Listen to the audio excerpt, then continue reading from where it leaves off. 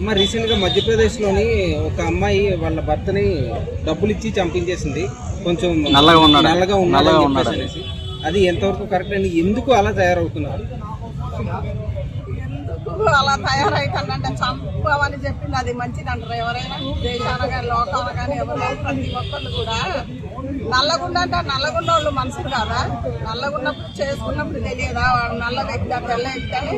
ఆ రోజు చూసే పెళ్లి చేసుకున్నావు కదా, చూసి పెళ్లి చేసుకొని సఫర్ ఇచ్చి బాగా చంపేదైతే నల్లగుండకుండా వదిలేస్తా వాడు తక్కిన వాడే బతుకుతాడు కదా. ఇది అమ్మాయిలు అబ్బాయిలు చంప, అబ్బాయిలు అమ్మాయిలు చంప, ఇదేనా రాజ్యాంగం మీకు నేర్పించిన మంచితనం? చదువు అది ప్రతి ఒక్కరు చదువుకోని వాళ్ళు ఇవాళ రేపు ఎవరు లేరు. మా కాలాలంటే చదువుకోలేదు అనుకో, అదేనా మీకు నేర్పించిన సంస్కారం? సఫారించి భర్తలు చంపుకొని ఇప్పుడు ఉంచుకున్నాను కోసం చంపటం ఎప్పటికన్నట్టు మొగోడు చంపిందంటే వాడిని ఏదో శిక్షించుతారు, ప్రతి ఒక్కరు తిడుతూనే ఉంటారు. మరి మీరు చేసింది ఏమున్నది? చంపకూడదు, అది చంపేది కరెక్ట్ అని ఎవ్వరు అన్నారు, ఎవ్వరు ఏ పోలీసు ఏ చట్టం ఎవ్వరు కూడా అన్నారు.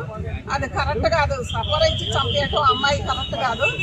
అమ్మాయిని కూడా ఏదైనా ఆడైనా మొగైనా ఎమ్మటే వాడిని చంపినప్పుడు ఈ ఆడాని మొగాని చూడకుండా ప్రభుత్వం కానీ చట్టం కానీ ఎమ్మటే వీళ్ళని సమాధి చేస్తే ఈ సావులన్నీ ఆగిపోతాయని ప్రతి ఒక్కళ్ళు అనుకుంటాను బయట.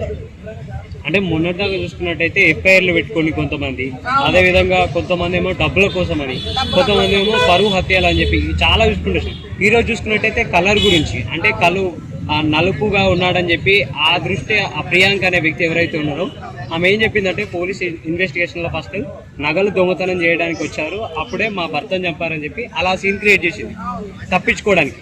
తర్వాత పోలీస్ ఇన్వెస్టిగేషన్ తేలిది మాత్రం ఆ కలర్ నలుపుగా ఉన్నాడని చెప్పి వేరే ప్రియుడితో కలిసి చంపించింది, సుపారీ ఇచ్చింది. అంటే ఇలా చేయడం ఎంతవరకు కరెక్ట్? మళ్ళీ సొసైటీ ఏ విధంగా ఇంత దారుణానికి కొడిగడుతుంది? సొసైటీ ఏమైపోతుందంటే బ్రహ్మంగారు చెప్పింది ఏది తప్పటలే, ఊస తప్పకుండా అవుతూనే ఉన్నావు. మొగోళ్ళు ఆడవాళ్ళని, ఆడవాళ్ళు మొగోళ్ళు ఒక 5 10 మందిని చేస్తే లేడీస్ కూడా ఒక ఇద్దరు ఒకళ్ళని అవుతున్నాయి, కావట్లేదు అంటే. అందు గురించే ప్రభుత్వం ఏం చేయాలా, ఇలా చంపుడాగాలంటే వాళ్ళకి ఎమ్మటే చంపేసి సమాధి కట్టాలి. ఇప్పుడు మొన్న జరిగిన అమ్మాయి ఉందనుకో, ఇంతవరకు మరి ఏం చేయటం లేదు. అలా ఒక్కొక్కటి జరగకుండా పోతూనే ఉన్నాయి. ఇంకొక అమ్మాయిని వేరే అమ్మాయిని కూడా కత్తితో మెడ మన తెలంగాణ అది ఆంధ్ర వస్తుంది, అది ఎంత ఘోరం భర్త, అది మీకు తెలియదా? రాలేదా మీ దాకా? పెట్టారు చంపేసి ఆడికాడికి మెడకాయ వచ్చి కచ్చకతో చంపేసారు. మన తెలంగాణ బార్డర్ అది, మరి చంపేసారు. అట్లా జరుగుతున్నాయి. మరి అమ్మాయిని అతి ఘోరంగా చంపేసి ఇట్లా చూపించింటారంటే మరి దానికి ఏమంటారు?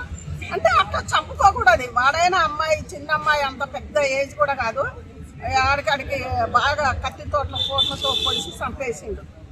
ఇది ఆడ ఆ మొగాయిన చంపింది డబ్బులకు, ఏంటో అతి ఘోరంగా అమ్మాయిని చంపారు. ఈ చంపటాలే ఎక్కువ న్యూస్లు వస్తున్నాయి కానీ ఏరే మంచితనం మంచిగా మీకు న్యూస్లు వస్తున్నాయి? అసలు మీకు ఏమన్నా వస్తున్నాయా? రావట్లేదు కదా. అంటే ఎంతసేపు చూసిన వార్తలు కూడా అక్రమ సంబంధాలు వీటిపైకి, అంటే పెళ్ళైన తర్వాత కూడా వేరే వ్యక్తితో జీవనం కొనసాగించడానికి మొగ్గు చూపుతున్నారు ఇప్పటి జనరేషన్ వాళ్ళు. అవే వస్తున్నాయి. ఇంకోటి యూట్యూబ్లు లేకుంటే ఇంకెన్ని జరుగు, అత్తలు మానవంగాలు అక్కడ సంబంధం ఇంకెన్ని జరుగు. ఇది రావటాన్ని తగ్గిపోయింది అనుకుంటాను కానీ ఎక్కడ తగ్గిపోయింది?